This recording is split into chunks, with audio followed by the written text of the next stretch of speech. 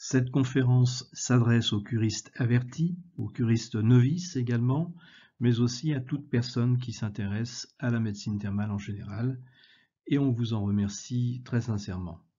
Cet enregistrement réalisé à la date du 18 janvier 2021, et bien entendu, l'actualité est celle connue à cette date. J'ai choisi d'évoquer pour vous les 4 thèmes qui s'affichent sous vos yeux, avec une attention toute particulière bien sûr à l'impact de la crise sanitaire.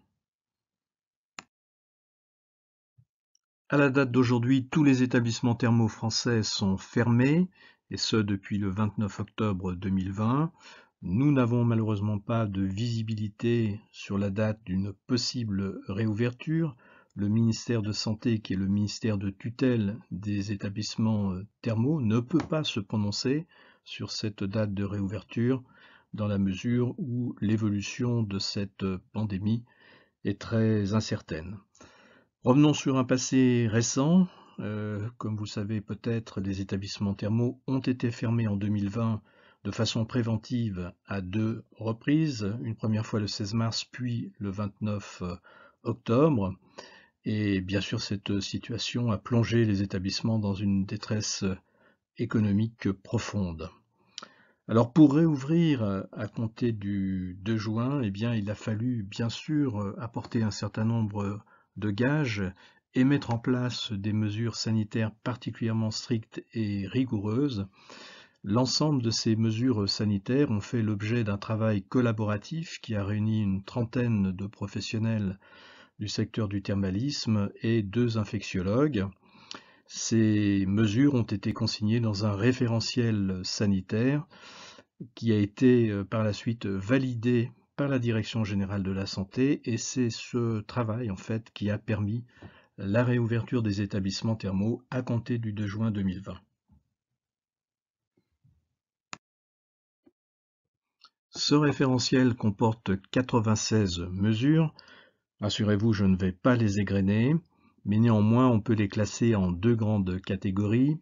La première a trait aux mesures qui s'appliquent à l'ensemble des établissements recevant du public. Je ne vais pas les détailler puisque vous les avez subies dans votre vie quotidienne.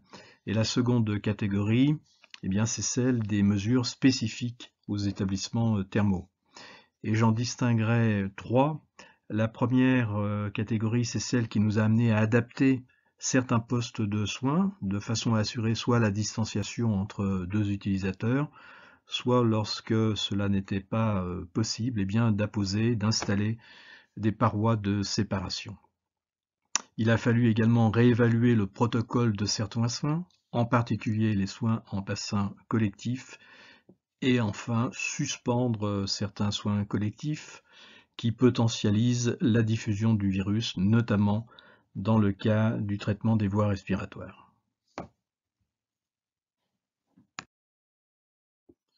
Il est évident que la dangerosité du virus ne commence pas et ne s'arrête pas aux portes de l'établissement thermal. Le curiste lui-même y consacre 2 heures à 3 heures de son temps quotidien et passe l'essentiel de sa journée à l'extérieur des thermes.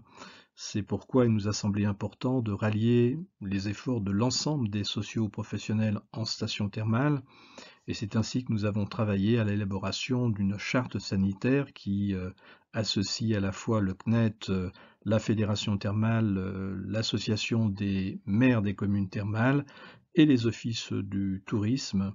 Cette charte a été appliquée dans l'ensemble des stations thermales françaises pour vous garantir les meilleures conditions sanitaires possibles. Nous allons maintenant aborder la question qui brûle les lèvres, celle de la réouverture des établissements thermaux, et certains d'entre vous sont très impatients de le savoir. Malheureusement, nous ne connaissons pas cette date de réouverture pour la raison que j'ai expliquée précédemment, mais permettez-moi de revenir auparavant sur un bilan de la saison 2020. Nous n'avons constaté, fort heureusement, aucun cluster, aucun foyer infectieux en établissement thermal, alors que nous avons quand même accueilli 200 000 curistes. Cela prouve a posteriori la qualité, la pertinence et l'efficacité des mesures sanitaires qui ont été appliquées dans les établissements thermaux. La réouverture, elle se justifie au moins sur deux registres. Le premier, c'est celui des conséquences du renoncement aux soins des malades chroniques. Certains d'entre vous ont peut-être constaté une réactivation des syndromes douloureux, une limitation des capacités fonctionnelles, une baisse même peut-être de la qualité de vie. Voilà, tout cela milite pour une reprise du traitement thermal. Dans un autre registre, il est évident que certaines séquelles de la Covid-19 peuvent trouver une prise en charge adéquate en milieu thermal, avec des ressources utiles pour le traitement en particulier du syndrome de désadaptation, de la fatigue chronique, liée à la fois à la virose et aux soins qui ont été rendus nécessaires et qui peuvent, dans certains cas, s'avérer éprouvants. Il va de soi par contre que les formes les plus sévères de séquelles respiratoires ou neurologiques relèvent de soins dispensés dans des structures de soins de suite et de réadaptation spécialisées.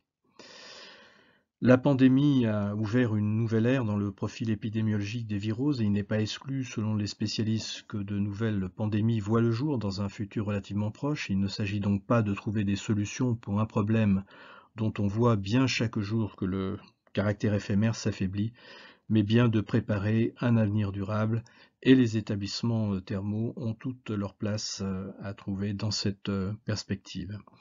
Alors, réouverture avec quel type de référentiel sanitaire?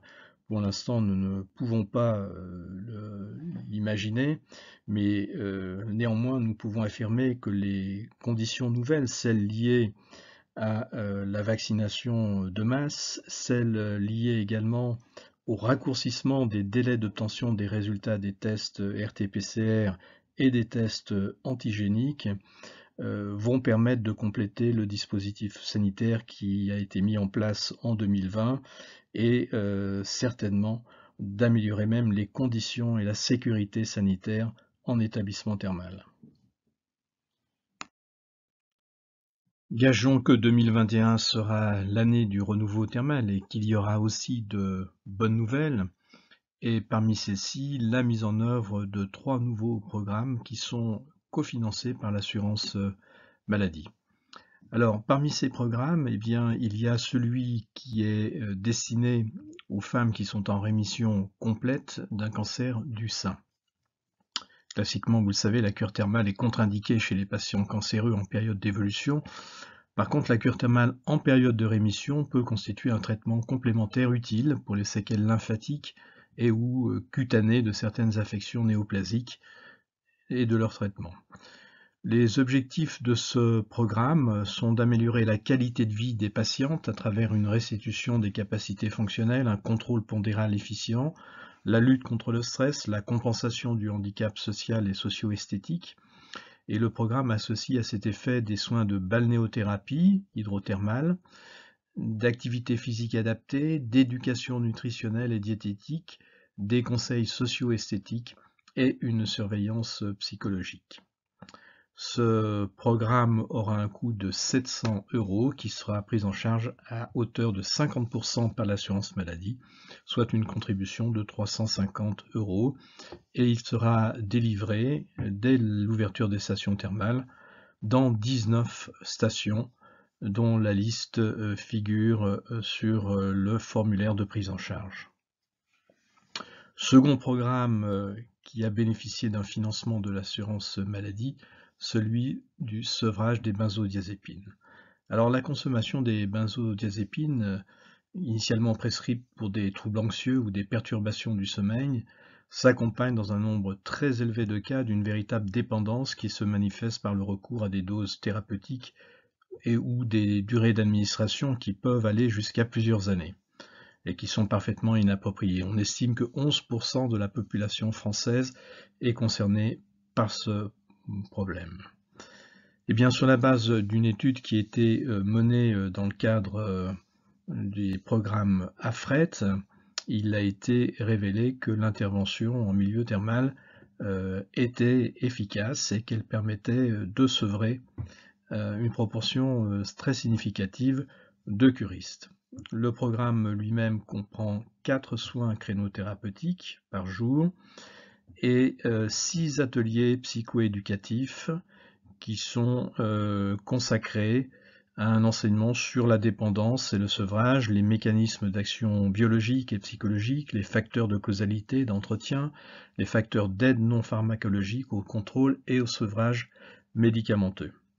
Ce programme sera dispensé dans 5 stations thermales, son coût sera de 320 € et l'assurance maladie y participera à hauteur de 160 €. Enfin, un nouveau programme qui est en fait une intensification des soins délivrés dans l'orientation des affections psychosomatiques, et il est proposé à des adolescents ou à des jeunes adultes de 15 à 25 ans qui présentent des troubles du comportement alimentaire et des conduites addictives. Donc là, il s'agit d'une intensification en fait du programme thermal qui va permettre de délivrer jusqu'à 90 voire même 108 soins sur la durée de la cure.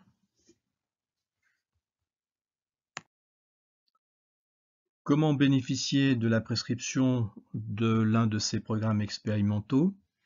Eh bien, il faut avoir à l'esprit qu'ils sont systématiquement associés à la réalisation d'une cure thermale classique, en tout point, à l'exception de la durée qui peut être raccourcie à 12 jours. Donc une durée comprise entre 12 et 18 jours de soins. Le médecin prescripteur aura à remplir la demande de prise en charge classique pour réaliser une cure thermale, et par ailleurs le formulaire qui s'affiche sur cette page. Et vous, en tant que curiste, vous aurez à transmettre à votre caisse d'affiliation à la fois la demande de prise en charge et ce formulaire spécial.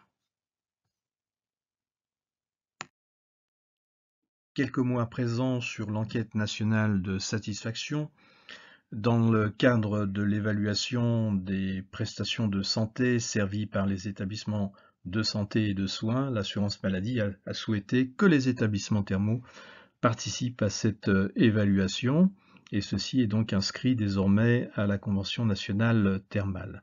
Cette obligation, elle s'impose à tous les établissements thermaux, qu'ils soient ou non certifiés, et du reste, vous avez peut-être été sollicité en 2019, voire même en 2020, pour participer à cette enquête qui se fait sur la base d'un échantillonnage. Vous pouvez y participer soit par voie électronique, en remplissant un questionnaire qui se trouve sur une plateforme, ou remplir une version papier qui est tenue à votre disposition dans les établissements thermaux. Les résultats sont disponibles sur le site d'Amélie.fr. Ce sont des résultats agrégés puisque l'objectif est de suivre globalement l'évolution qualitative du secteur de l'ensemble des établissements thermaux français. L'objectif de cette enquête nationale annuelle est double. Il est d'une part d'évaluer les prestations et les modalités de la cure thermale, et d'autre part d'évaluer le ressenti des curistes en termes de bénéfices médicaux. Alors sachez que vous avez été très nombreux, plus de 9000 à participer à cette première vague, et on vous en remercie très sincèrement. 96% d'entre vous ont considéré que la cure thermale était satisfaisante, voire très satisfaisante. Et en termes de bénéfices médicaux, vous voyez des résultats qui sont très réconfortants et très encourageants, ce y compris dans le constat qui est fait de la diminution de la consommation médicamenteuse. Alors si vous êtes invité à participer cette année, en 2021, à cette enquête, eh bien merci par avance de bien vouloir y participer. Alors lorsque l'on veut évaluer l'intérêt médical d'une thérapeutique, eh bien on mène des études comme le fait l'AFRET sur des interventions qui sont réellement délivrées aux patients, mais on peut être amené, et ça sera le cas cette année, à raisonner non pas par l'absurde, mais par l'absence de thérapeutique et vouloir en étudier les effets. C'est donc l'objectif de cette enquête nationale menée en 2021 et qui permettra d'évaluer les conséquences du renoncement aux soins thermaux des quelques 380 000 curistes qui malheureusement ont dû se passer de cure thermale en 2020 pour les raisons de fermeture administrative que vous connaissez. Donc vous serez peut-être sollicité par mail, invité à participer. Par avance, merci de votre contribution. Je pense qu'elle est essentielle à la démonstration de l'intérêt de la médecine thermale et elle permettra sans doute d'accélérer la réouverture des établissements thermaux. Et bien voilà, nous sommes arrivés au terme de notre parcours thermal. Je vous remercie sincèrement pour votre écoute. Je vous remercie à vous rendre si nécessaire sur le site de la médecine thermale et du CNET, www.médecinethermale.fr. Vous y trouverez des informations complémentaires et plus détaillées. Et puis également, vous aurez le loisir de nous poser des questions ou de nous faire part de vos commentaires à l'adresse cnet@médecinethermale.fr. Je vous invite maintenant à rejoindre, si vous le voulez bien, Leïla Dorothée, qui va vous présenter le déroulement pratique de la cure thermale. Et puis, dans un second temps, je pense que vous aurez plaisir à écouter le professeur Christian Roch, qui, du haut de sa compétence, vous présentera l'intérêt de la médecine thermale dans différentes pathologies. Merci, à très bientôt, je l'espère.